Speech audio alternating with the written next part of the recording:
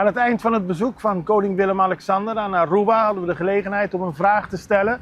We hadden er uiteindelijk 2 en ook een collega van de Arubaanse pers stelde een vraag. Kijk even naar dit fragment, want het geeft aan dat de koning met veel genoegen terugkijkt op het bezoek aan Aruba en ook heel vrolijk geluimd is. Het was een mooi bezoek aan Aruba met heel veel enthousiaste mensen en ook de trots van Aruba. 40 jaar statuut, 40 jaar een land was van het hele bezoek af te zien en de koning gaf daarop een mooie, passende antwoorden. Het was een heel mooi bezoek. U heeft heel veel gezien hier. 40 jaar staat dus aparte.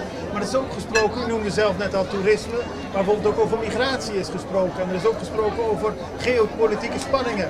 U ziet, de bevolking van Aruba heeft u in uw hart. Maar wat is de boodschap die u aan de bevolking van Aruba heeft nadat u deze dingen gehoord heeft?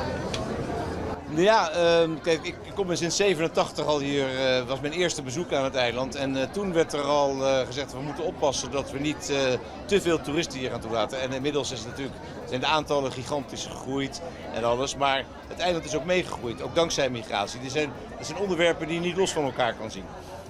Maar ja, met migratie krijg je ook weer druk op de sociale infrastructuur. Scholen, onderwijs, op gezondheidszorg, op allerlei andere manieren. Dus dat moet gecontroleerd gaan. En dat begrijpen de mensen hier ook. Er is natuurlijk altijd meer werk, er vertrekken ook mensen van het eiland. Dus er moeten ook nieuwe mensen hier naartoe komen die hier komen werken. Om te zorgen dat het toerisme ook een kans krijgt. En ook proberen te diversificeren. Dat je nieuwe industrieën aantrekt, nieuwe manieren kijkt hoe je je geld kan verdienen. Want toerisme alleen is natuurlijk vrij kwetsbaar. Kijk, een financiële crisis, COVID en andere manieren, dingen die gebeuren. Dat heeft gewoon grote impact meteen op zo'n eiland. Maar je ziet de weerbaarheid en de kracht die Aruba tentoonstelt. Eigenlijk sinds de eerste keer dat ik hier geweest ben, is gewoon zo bijzonder. En iedere keer als ik hier ben, dit eiland geeft me energie.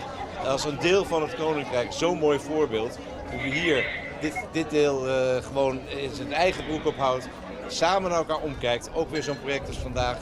De maatschappij kijkt naar elkaar om, ze zorgen voor elkaar. Echt heel bijzonder om te zien. Is daarmee Aruba een soort Amsterdam van de Cariben, waar het ook zo druk is qua toerisme? Ja, ik denk dat je die twee niet kan vergelijken. Maar ik denk dat ieder eiland in de Cariben heeft, in de Nederlandse Cariben hebben natuurlijk een heel bijzonder eigen identiteit. En ze zijn me allemaal heel lief. Maar vandaag stond Aruba in het centrum van de aandacht. Dank u wel. Bedankt. Heel veel dank en we zien er meteen uit naar een volgend bezoek. Het was heel bijzonder om hier weer te zijn. Dank u wel allemaal. Dank u wel.